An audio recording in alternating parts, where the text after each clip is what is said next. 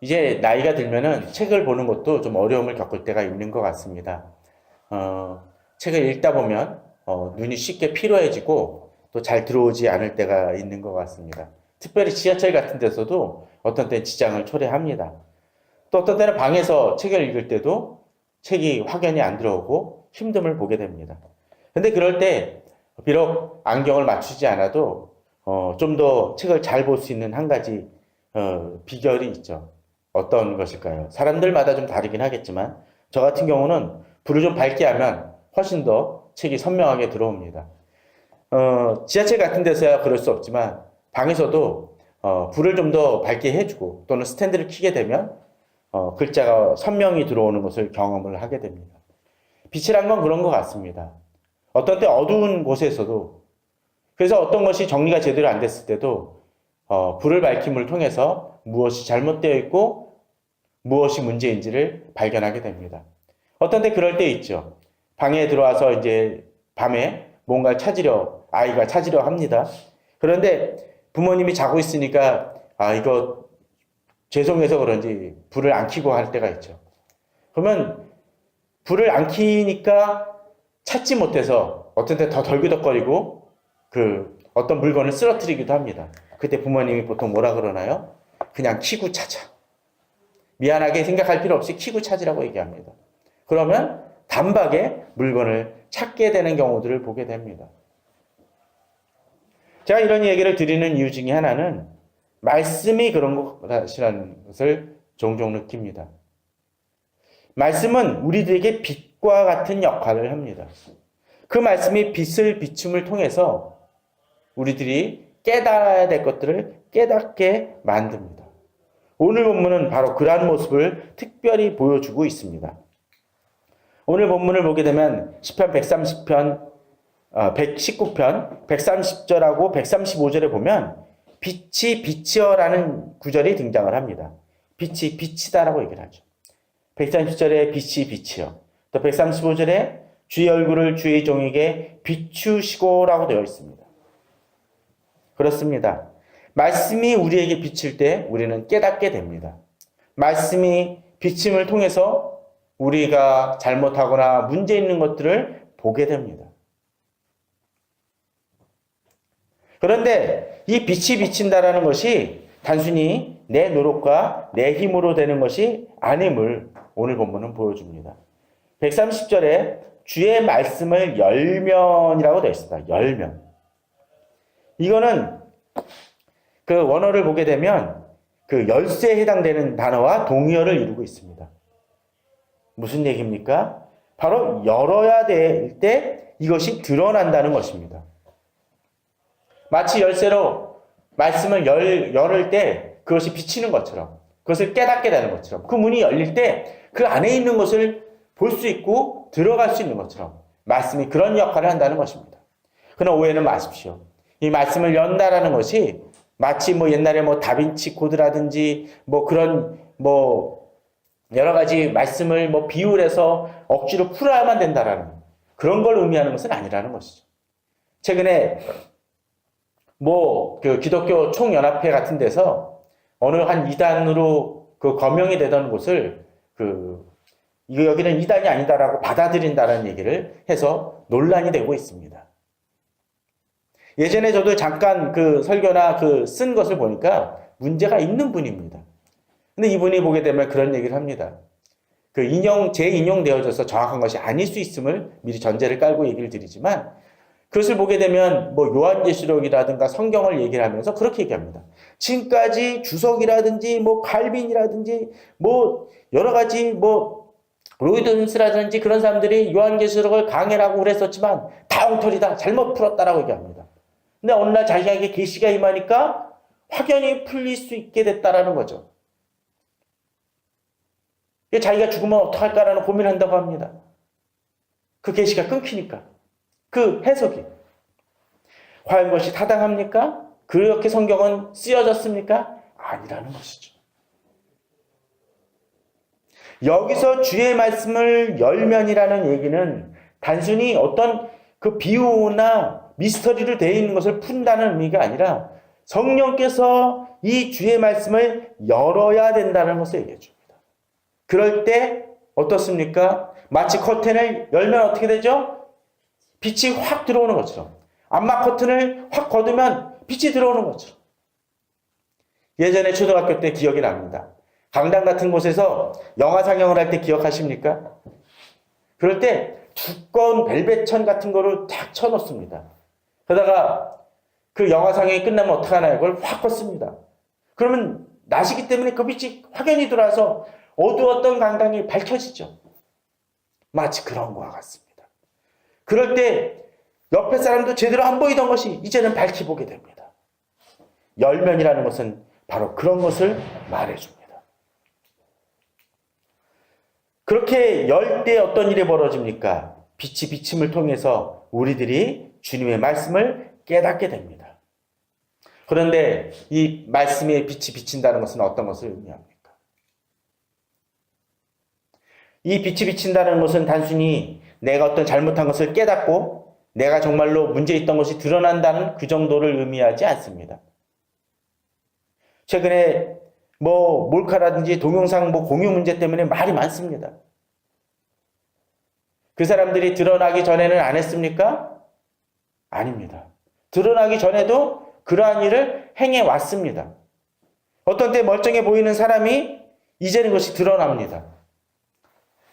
그 사람의 상태는 달라진 것 없지만 빛이 비침을 통해서 그 사람의 모습이, 실제 모습이 드러나는 것이죠. 말씀은 그런 것입니다.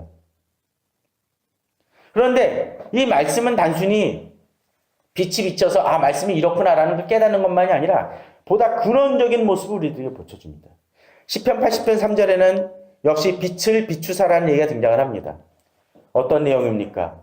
하나님이여 우리를 돌이키시고 주의 얼굴빛을 비추사 우리가 구원을 얻게 하소서. 우리가 주님 안에서 구원을 얻게 합니다. 시편 80편 7절도 마찬가지입니다. 만군의 하나님이여 우리를 회복하여 주시고 주의 얼굴의 광채를 비추사 우리가 구원을 얻게 하소서. 그렇습니다. 우리에게 말씀이 빛을 통해서 제일 먼저 행해지는 것이 무엇입니까? 우리가 죽을 수밖에 없는 존재였는데 구원을 얻게 된다는 것입니다. 그럼을 통해서 우리가 하나님의 자녀가 되어졌습니다. 우리가 예전에는 하나님의 말씀을 깨닫지 못했었는데 이제는 하나님의 말씀을 깨달음을 통해서 이제 예수 그리스도 외에는 소망이 없다는 것을 깨닫고 주님을 믿게 됐습니다. 그것이 가능해진 이유가 뭡니까? 주의 얼굴에 빛이 비추어지고 말씀이 비추어짐을 통해서 우리가 우리의 실체를 깨달았다는 것입니다. 여기에 답이 있습니다. 또한 우리가 이러한 말씀을 깨달을 때 어떤 일을 행합니까? 하나님의 자녀였지만 이제 하나님의 자녀로서 제대로 살아가지 못하고 있다는 것을 무엇을 통해서 깨닫습니까? 말씀을 우리에게 비추임을 통해서 말씀을 통해서 내가 어떤 모습인지를 깨달아 알게 된다는 것입니다. 바로 말씀을 비춘다는 것은 그것입니다. 그러기에 우리는 말씀이 우리에게 비칠 수 있도록 우리가 기도해야 될 것입니다.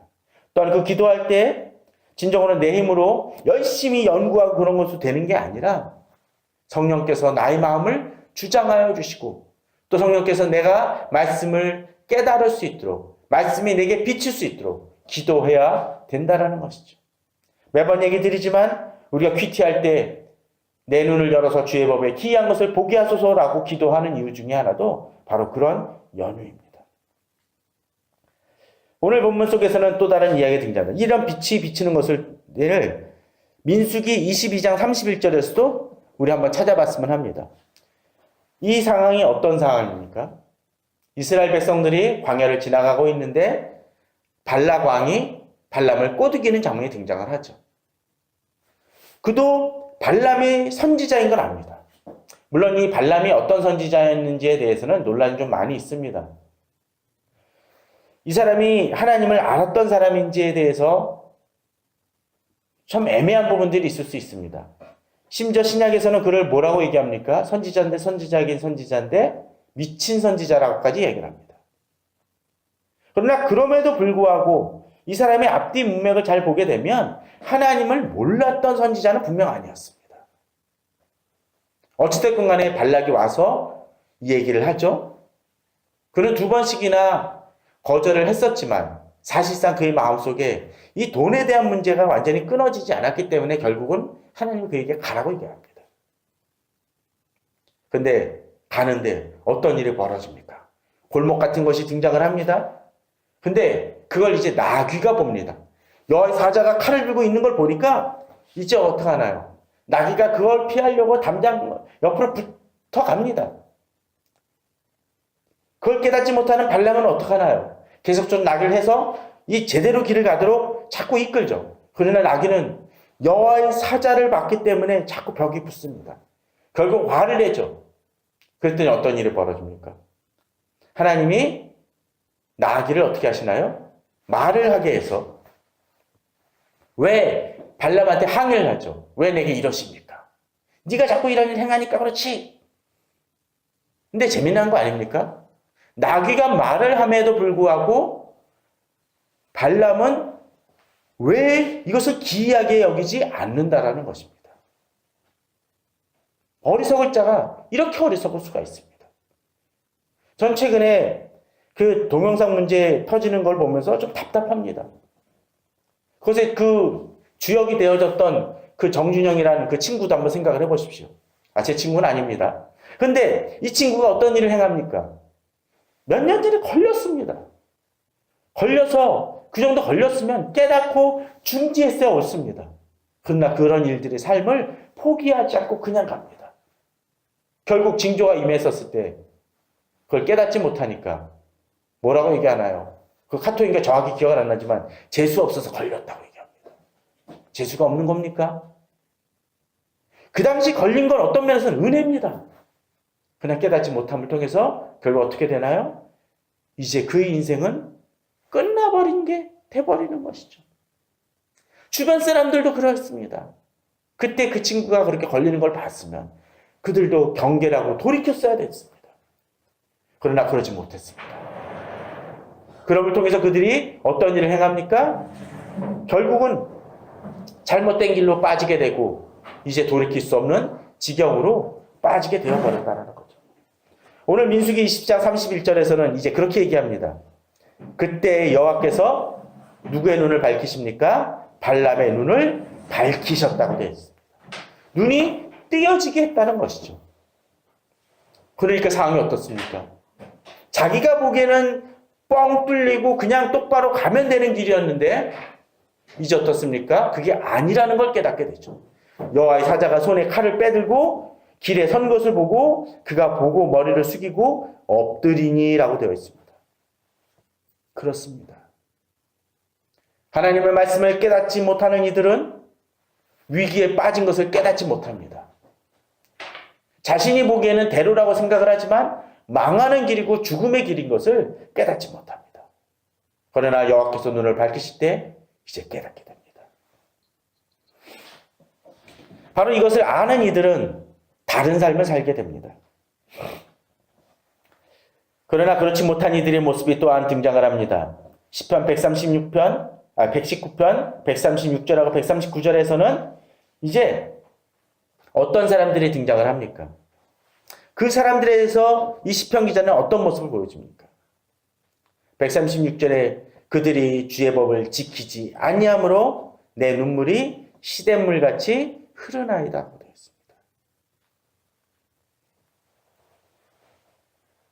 또 139절에서도 내 대적들이 주의 말씀을 잊어버렸으므로 내 열정이 나를 삼켰나이다.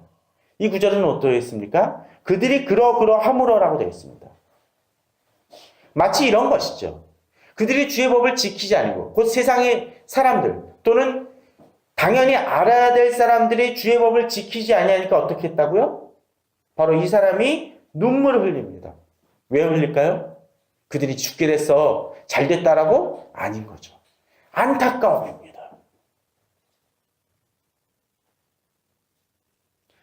주의 말씀을 비춤을 입은 사람들은 자신이 구원받은 것을 또 자신이 하나님의 말씀을 깨달은 것에 대해서 기뻐하는 모습을 비추지만 행하지만 그것과 더불어 또 하나 행하는 것이 있습니다.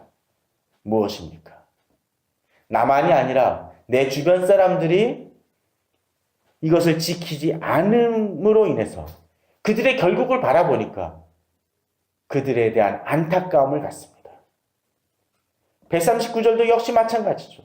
내 대적들이 주의 말씀을 잊어버렸으므로 안타까워합니다.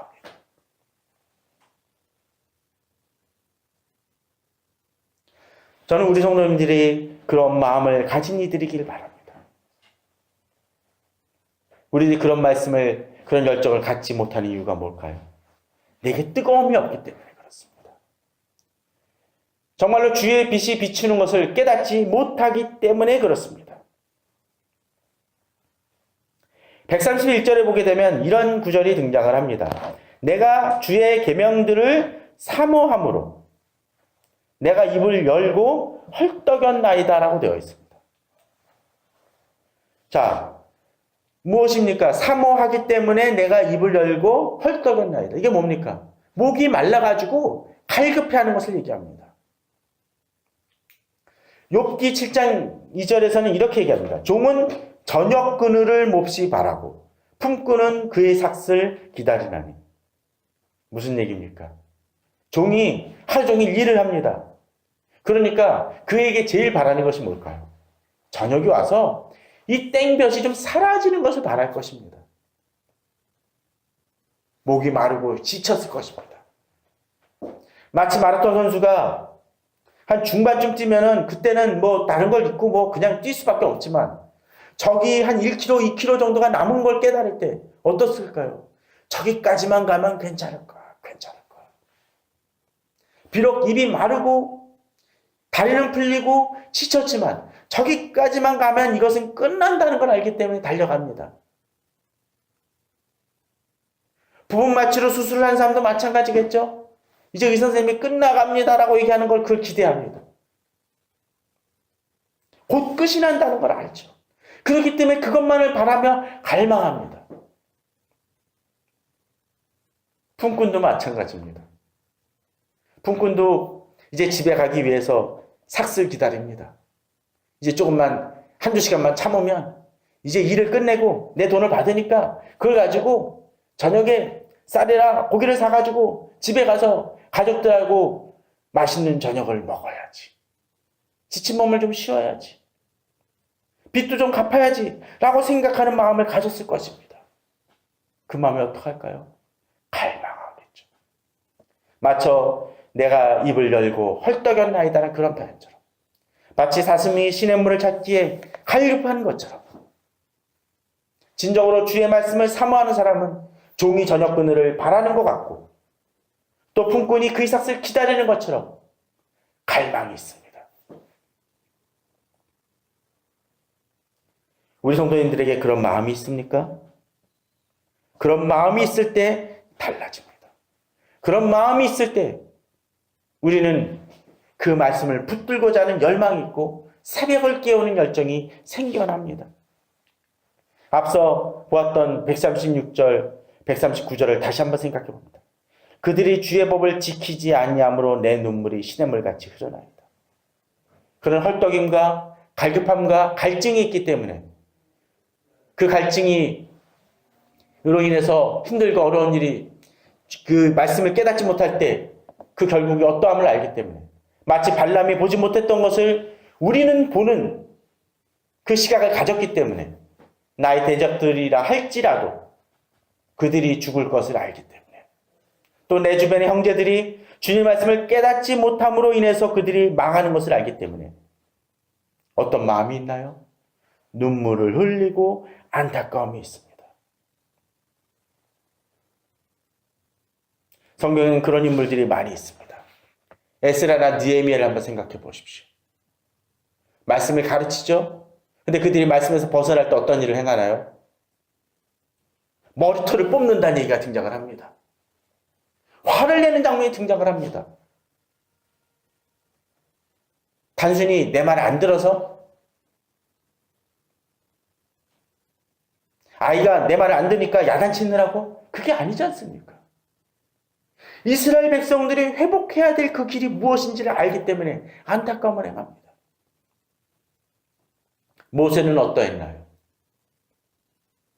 모세는 성경에서 가장 온유한 자라는 평을 받았던 사람입니다. 그러나 그가 시내산에서 십자가 아니라 그 십계명 그 두 돌판을 갖고 내려올 때 어떤 일이 벌어졌나요? 금송아지를 가지고 경배하는 이스라엘 백성들을 보고 그가 했던 것이 뭡니까? 멈춰 라고 얘기한 것이 아니라 분노하면서 그 둘판을 어떠했나요? 집어던져 깨트려 버렸습니다. 왜 그랬나요? 이 두 돌판을 갖고 왔다는 건 뭡니까? 첫째 계명, 둘째 계명을 하게 되면 이스라엘 백성들 지금 금송아지 경배하는 사람들 다 어떻게 됩니까? 다 죽어야 됩니다. 그 심각성을 깨닫기 때문에 분노합니다. 말씀을 접했던 하나님의 영광을 접했던 이들은 다릅니다. 그러기에 그 두 돌판을 던져 깨뜨립니다. 이제 그것이 무의미하기 때문에 그렇죠. 그리고 그러한 그는 자기 자신만을 살 수 있는 그 위치임에도 불구하고 어떤 일을 행하나요? 이제 이스라엘 백성들을 붙들고 중보기도 합니다. 하나님이 차라리 너 혼자 데리고 내가 새로운 민족 세울게 라고 얘기하실 때 그것을 거절을 합니다. 하나님 차라리 나를 버리실지언정 이들을 같이 구원하여 달라고 요청합니다. 이것이 눈물이 시냇물같이 흐르는 안타까운 마음을 가진 이들입니다. 바울도 그러했습니다. 이방인들을 위하여 선교했었지만 자기 민족을 구원하기 위해서 자기 구원이 상실된다 할지라도 그것을 감당하겠다고까지 기도합니다. 저는 그러한 마음이 우리들에게 임하길 바랍니다. 어떤 분들은 말씀을 열심히 봅니다. 기도합니다. 그런데 다른 사람한테는 관심 없는 사람들이 있습니다. 기도해야 될 때입니다. 내 주변에 주님을 알지 못한 영혼들이 있다면, 가족들이 있다면 그들을 위해 기도해야 됩니다. 그들이 주님을 제대로 만날 수 있도록. 또 주변의 이웃들도 마찬가지입니다. 서로 또 나를 괴롭히는 대적들이라 할지라도 그들이 주님을 만나 변화되기를 기도하는 것이 바로 진정한 믿는 사람들의 마음이어야 합니다. 만일 그렇지 못하다면 무엇이 문제입니까? 내 신앙이 문제일 수밖에 없다라는 것이죠. 저는 우리 성도님들이 그러한 마음으로 나아가시길 바랍니다.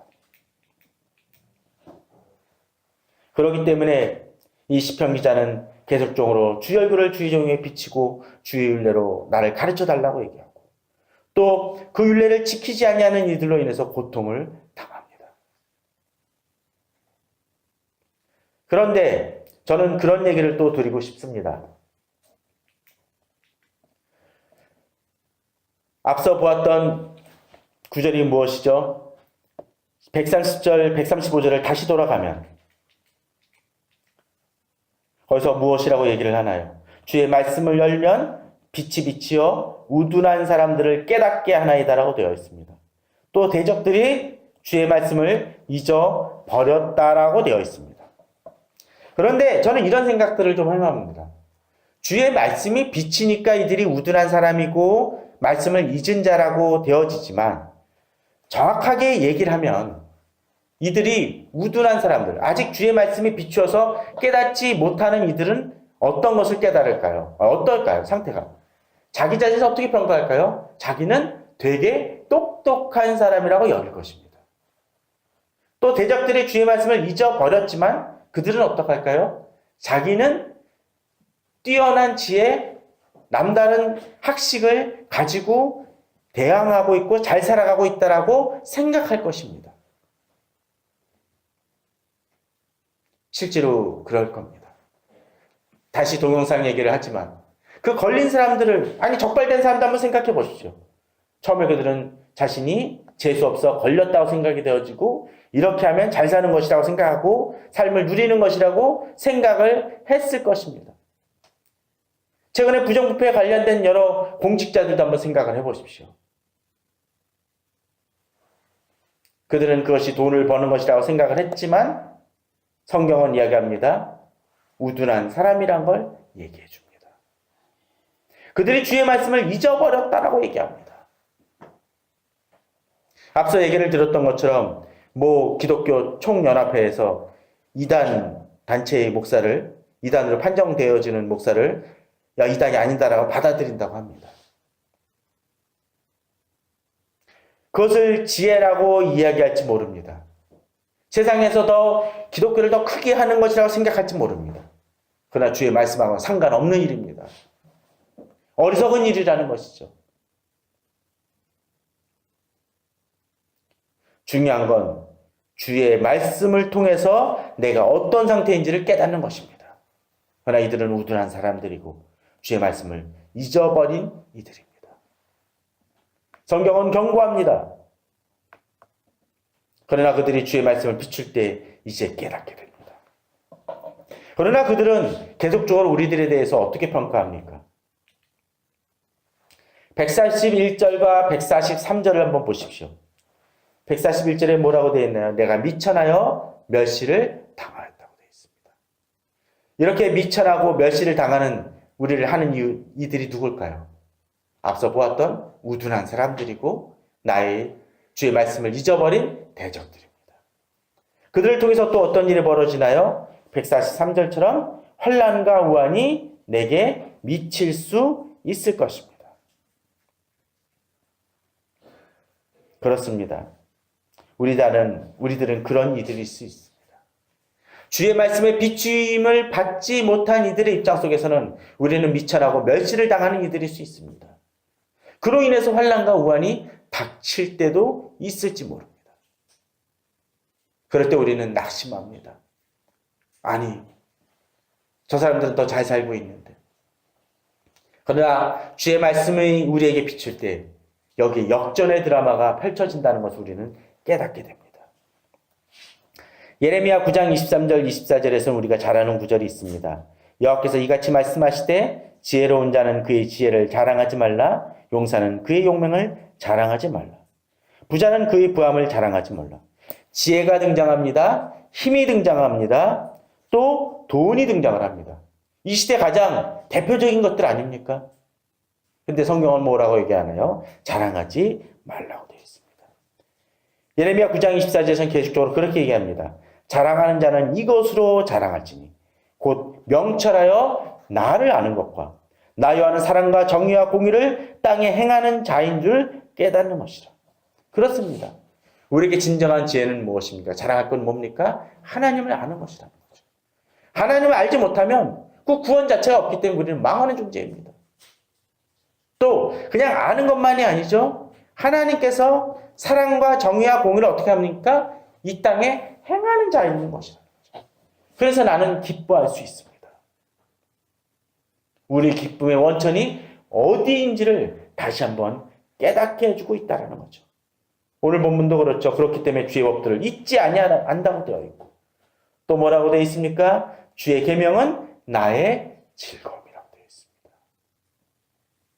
비침을 얻기 때문에 이 말씀이 어떤 의미가 있는지를 아는 자들이라는 것이죠.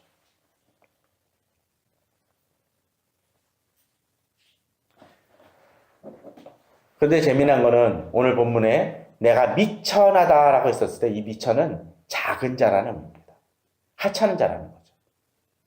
그런데 성경은 또한 이렇게 얘기를 해줍니다. 이사야 60장 22절입니다. 잘하는 구절이죠. 그 작은 자가 어떻게 한다고요? 같은 단어입니다. 이 미천하다는 단어와 그 작은 자가 1000명을 이루겠고 그 약한 자가 어떻게 합니까? 강국을 이룰 것이라. 때가 되면 나 여호와가 속히 이루리라. 세상은 이러한 믿음이 없기 때문에 자기의 방법으로 자기를 이뤄나가려고 하고 자기가 뭔가를 행하려고 합니다. 그러나 성경을 통해서 그 말씀이 비출 때 그 수고가 마치 세상의 지혜를 자랑하는 것 같고 용사가 용사를 자랑하는 것 같고 부자가 그 부함을 자랑하는 것 같습니다. 그러나 하나님의 기준 속에서는 그들은 어떤 자들입니까? 우둔한 자라는 것이죠. 그러나 우리는 비록 세상적으로 비출 때는 작은 자이고 미천하고 연약한 자일지 모르지만 그러나 우리에게 주의 말씀이 비침을 입기 때문에 진정으로 우리는 이 세상을 이겨나갈 수가 있습니다. 당장은 작은 자이지만 1000명을 이룰 것입니다. 비록 약한 자이지만 강국을 이룰 것입니다. 그러한 믿음으로 나아가시기 바랍니다.